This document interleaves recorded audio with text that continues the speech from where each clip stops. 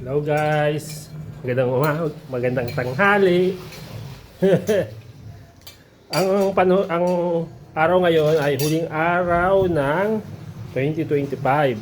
So, January na bukas. So, December 31 na ngayon, kahapon, Rizal Day. So, ito po kami, kumakain ng asawa ko. Huling soft drinks 2025.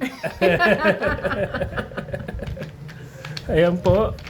Kasi 2026 na bukas. Ayun po. Actually, di pa luto yung kanin namin.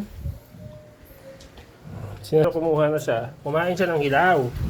Hindi ba pwede lang ko lang kalam sa tubig magsaing? Tsaka pasaway. Ang aking asawa, kinagatan lahat ng hotdog naming ulam.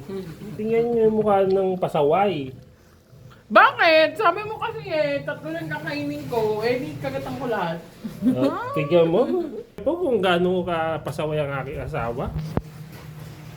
Pero pagbigyan na natin kasi huling taon naman na ngayon. Huling araw ng taon. So mamaya 2026 na, Happy New Year! Bye-bye!